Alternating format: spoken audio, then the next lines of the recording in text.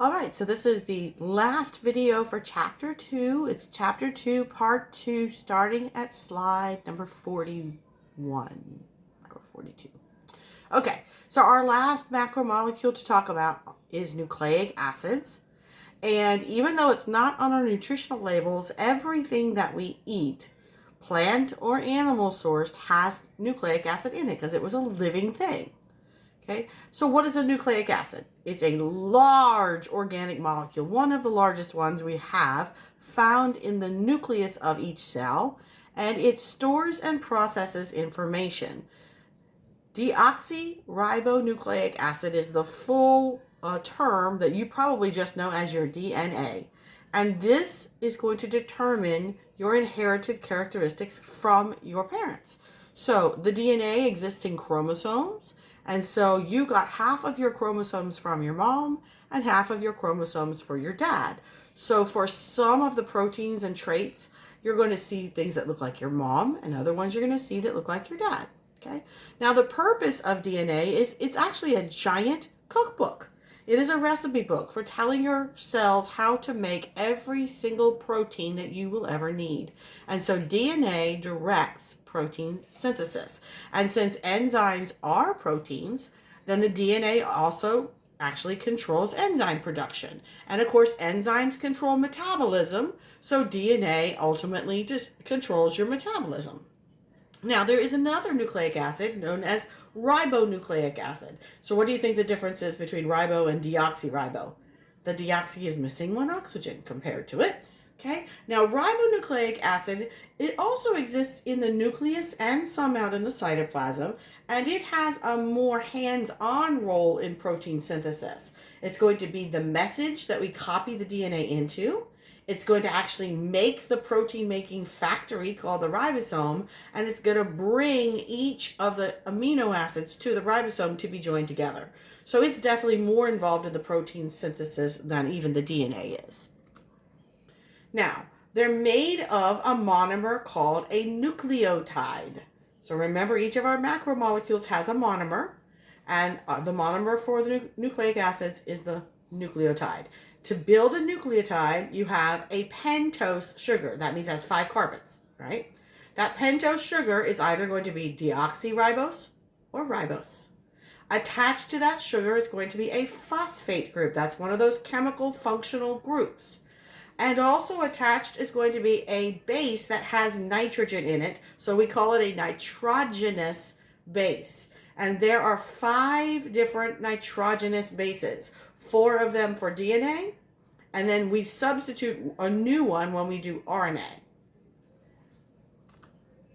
Okay, so the nitrogenous base, which is represented by this big blue block right here, can either be a purine or a pyrimidine, and we're going to see those in a minute. Here's our 5-point sugar, pentose sugar, and here is our phosphate group. So the sugar, phosphate, sugar, phosphate, sugar, phosphate is going to actually form the outside of the molecule, and the base is going to be towards the center. So we're going to learn when we make DNA, we make 2 strands of these, and so there would be this phosphate sugar background on the outside on this side, and then we have a base, and then we have another base, and then we have the phosphate sugar backbone on the other side. So the 2 bases would be in the center of the molecule.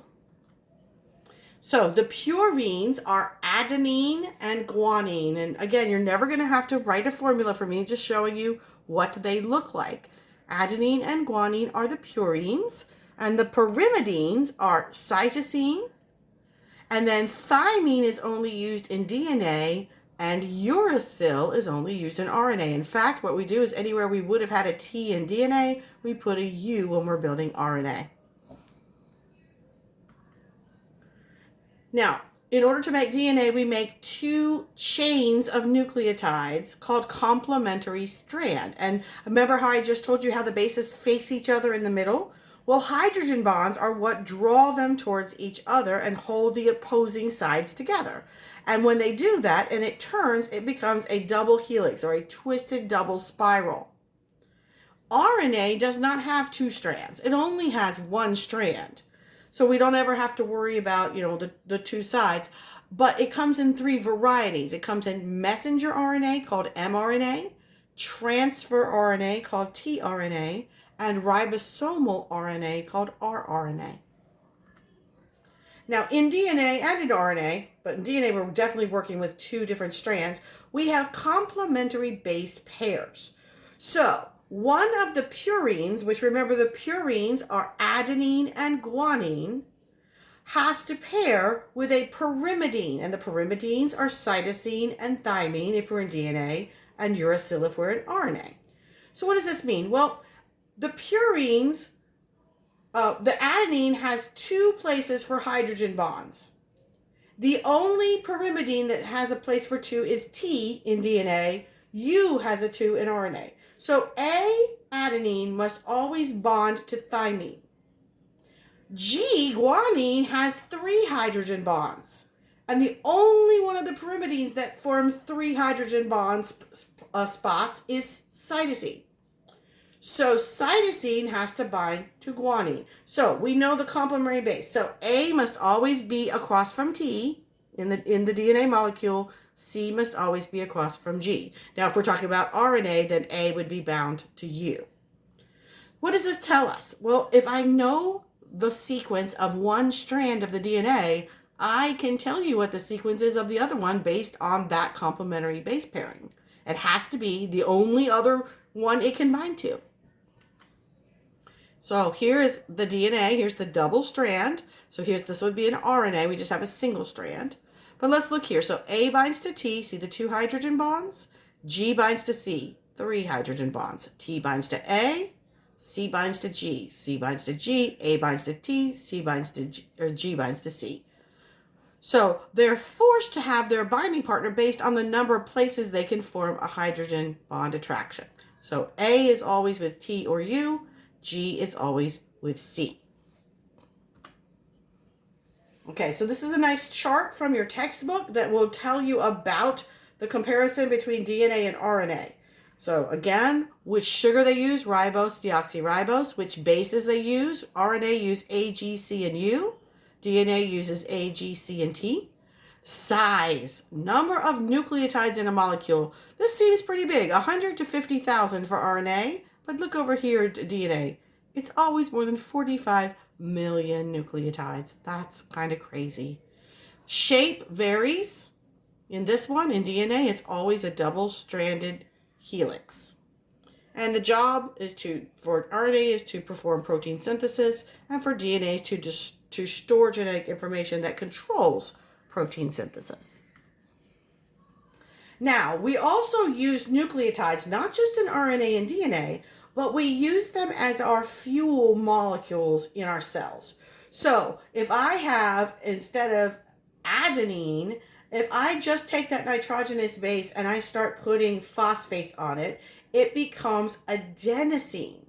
And I can add 1 phosphate, it's adenosine monophosphate, or AMP. If I add 2 phosphates, it's adenosine diphosphate, or ADP.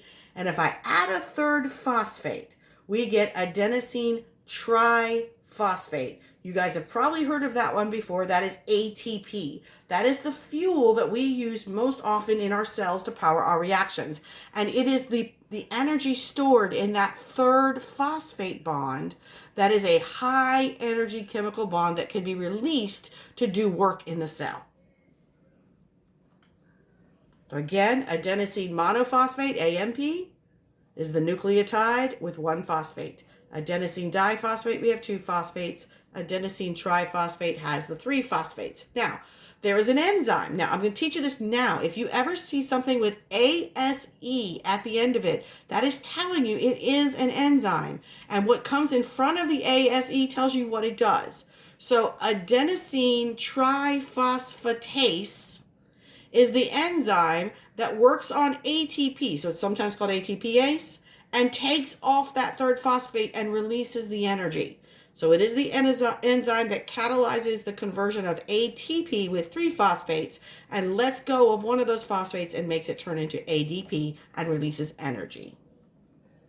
So here is a little diagram of how that works. So just the adenine with ribose is adenosine, and then monophosphate diphosphate, triphosphate. The energy gets higher and higher as we get out to this last bond.